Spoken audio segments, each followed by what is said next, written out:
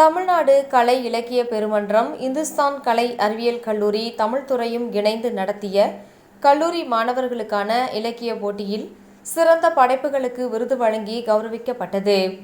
மாணவ மாணவிகளின் கலை மற்றும் இலக்கிய திறன்களை ஊக்குவிக்கும் விதமாக தமிழ்நாடு கலை இலக்கிய பெருமன்றம், இந்துஸ்தான் கலை அறிவியல் கல்லூரி, தமிழ் துறையும் இணைந்து கல்லூரி மாணவர்களுக்கான இலக்கிய போட்டி கடந்த மாதம் நடைபெற்றது.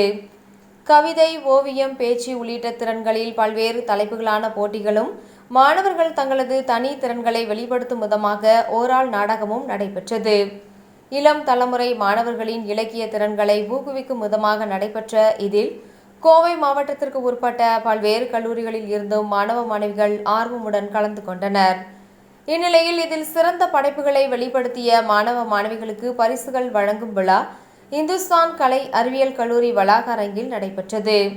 இந்த நிகழ்ச்சியில் இந்துஸ்தான் கலை அறிவியல் கல்லூரியின் மொழித்துறை தலைவர் முனைவர் காயத்ரி அனைவரையும் வரவேற்று பேசினார்.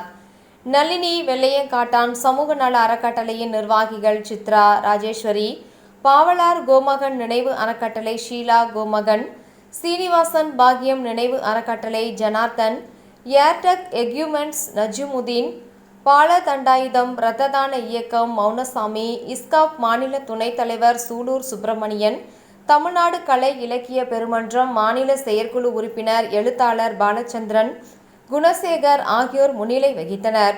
இதில் சிறப்பு விருந்தினராக கலந்து கொண்ட தமிழ்நாடு சிறுபான்மை ஆணைய உறுப்பினர் முகமது ரபி மாணவ மாணவிகளுக்கு பரிசுகள் வழங்கி பேசினார். அப்போது பேசிய அவர், தமிழகத்தை உருவாக்க தமிழக அரசு பல்வேறு விழிப்புணர்வு நிகழ்ச்சிகளை நடத்தி வருவதாக குறிப்பிட்ட அவர், போதைப் பொருளை ஒழிக்க கல்லூரி மாணவ மாணவிகள் துணை நிற்க வேண்டும் என அவர் கூறினார்.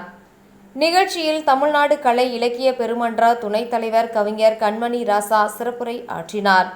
நிகழ்ச்சியின் ஒரு பகுதியாக ஓரால் நாடகத்தில் தனியாக மேடைக்கு வந்த மாணவ மாணவிகள் போதைப் பொருட்களால் ஏற்படும் தீமைகளையும் சாலை பாதுகாப்பு குறித்த விழிப்புணர்வுகளையும் தத்துரூபமாக நாடகங்களாக நடித்து அசத்தினர்.